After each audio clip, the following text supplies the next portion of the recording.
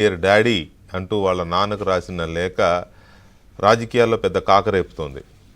ఆమె ఎందుకు సడన్గా ఈ లేఖ రాసింది?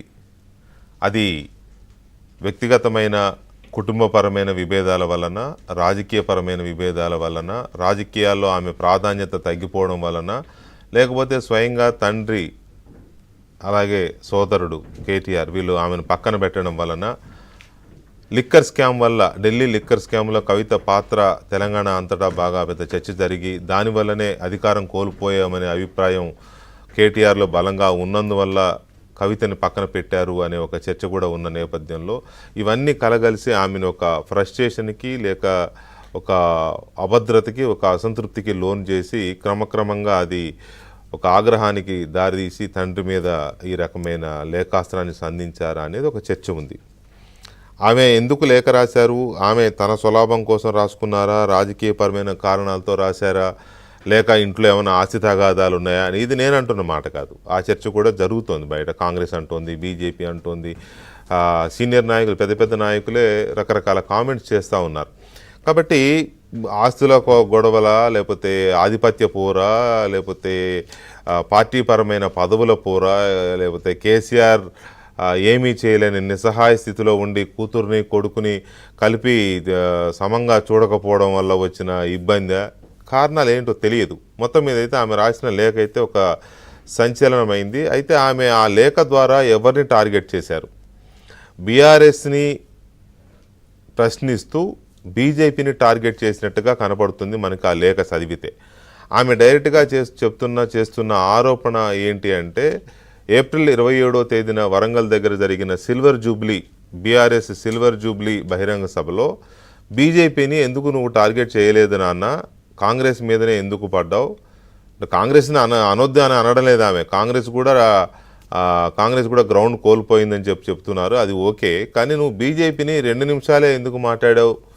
ఎందుకు బీజేపీని ఎందుకు టార్గెట్ చేయలేదు? నేను కూడా సఫరర్నే కదా, అయినా కూడా బీజేపీని నువ్వు ఎందుకు అవాయిడ్ చేసావు అని చేసిన కామెంట్ ఒకటి. తర్వాత నీతో అడుగులు అడుగేసి నడిచిన ఉద్యమకారుల్ని ఎందుకు నువ్వు మాట్లాడించలేదు సభలో? వాళ్లకు సరైన గుర్తింపు ఎందుకు ఇవ్వలేదు?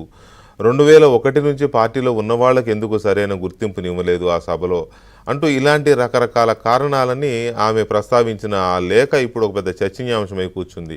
ఇది బీఆర్ఎస్ పార్టీలో చీలిక దిశగా దారితీస్తుందా అనేది ఒక చర్చ అయితే, ఆమె అందులో ఇంకొక మాట ఏం రాశారంటే, బీఆర్ఎస్ బలహీనపడితే ఆల్టర్నేట్గా బీజేపీ ఎదుగుతోందని మన పార్టీ కార్యకర్తలే మాట్లాడుకుంటున్నారు, అందువల్ల బీజేపీతో పొత్తుకి బీఆర్ఎస్ సిద్ధమవుతోంది అనే చర్చ కూడా పార్టీలో జరుగుతోంది. ఇటువంటి వాటన్నిటికీ ఎందుకు అవకాశం ఇచ్చే విధంగా మీరు ప్రవర్తించారని ఆమె తండ్రిని డైరెక్ట్గా క్వశ్చన్ చేశారు. సో ఈ విషయంలో బీఆర్ఎస్ మాత్రం సైలెంట్గా ఉంది. ఈ లేఖ రాసిన తర్వాత ఇంతవరకు బీఆర్ఎస్ నాయకులు ఎవరు మాట్లాడడం లేదు. ఈవినింగ్ ఎవరో ఒక ఎమ్మెల్సీ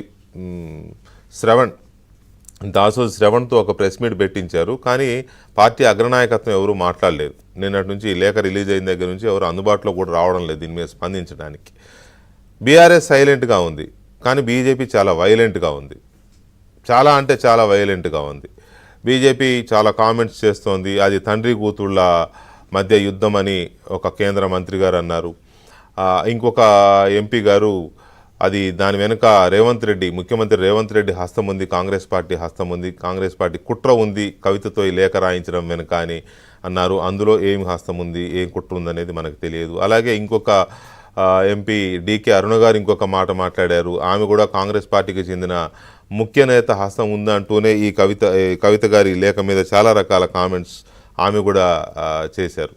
ఇటువంటి ఆరోపణలు అన్నీ ఇలా ఉంటే అసలు ఆ లేఖ ఎక్కడ రాశారో, ఏమి రాశారో మాకు బాగా తెలుసు అని చెప్పి కోమటిరెడ్డి వెంకటరెడ్డి రాష్ట్ర మంత్రి ఆ లేఖ ఎక్కడ రాశారో, ఎవరు డ్రాఫ్ట్ చేశారో, ఎవరు రాయించారో ఏంటో అంతా తెలుసు. ఇదంతా బీఆర్ఎస్ పార్టీలో అందరూ కలిసి, తండ్రి కూతురు, అన్న చెల్లి, బావ మరదలు అంటే హరీష్ అండ్ కవిత, వీళ్ళందరూ కలిసి ఆడుతున్న ఒక డ్రామా ఈ లేఖ అని కోమటిరెడ్డి వెంకటరెడ్డి చేసిన కామెంట్స్ ఉన్నాయి. ఇది లేఖకు సంబంధించిన ఒక అంశం అయితే, మేడిగడ్డ బ్యారేజ్ కుంగుబాటు అనేది ఒక పెద్ద సంచలనమే. మనం కూలేశ్వరమా అని రేవంత్ రెడ్డి గారు మాట్లాడడం, దాని మీద ఒక కమిషన్ వేయడం, ఎంక్వైరీ జరుగుతోంది. ఎంక్వైరీలో లేటెస్ట్ డెవలప్మెంట్ కేసీఆర్కి హరీష్కి నోటీసులు ఇవ్వడం, వచ్చే నెల మొదటి వారంలో విచారణకు హాజరు కావాలి, 5వ తేదీ సబ్జెక్టు కరెక్షన్ 5వ తేదీ విచారణకు హాజరు కావాలని నోటీసులు ఇవ్వడంతో రోజు కేసీఆర్ హరీష్ ఇంటర్నల్ మీటింగ్స్ జరుగుతున్నాయి, చర్చలు ఎలాగ దీన్ని మనం ఎదుర్కోవాలని. సో దాని మీద ఇవాళ డెవలప్మెంట్ ఏంటి అంటే కేటీఆర్ మరొకసారి దాన్ని కాంగ్రెస్ పార్టీ బాంబులతో పేల్చింది మేడిగడ్డ బ్యారేజ్ అని చెప్పి ఆయన చేసిన కామెంట్. ఇది ఆల్రెడీ గతంలో ఒకసారి చేశారు, ఆ కామెంట్స్ మీద ఎఫ్ఐఆర్ అయి ఉంది భూపాలపల్లిలో. మళ్ళీ ఆయన ఆ కామెంట్ చేశారు. ఆ కామెంట్ చేయడంతో ఇప్పుడు కాంగ్రెస్ ప్రభుత్వం సీరియస్గా న్యాయ సలహాలు తీసుకుంటోంది. అసలు మొత్తం ఈ కేసునే సిబిఐకి అప్పచెప్తే ఎలా ఉంటుందని దాని మీద సలహా తీసుకుంటోంది. ఇంటర్నల్ ఇన్ఫర్మేషన్ ఏంటంటే ప్రభుత్వం నిర్ణయం చేసింది ఆల్రెడీ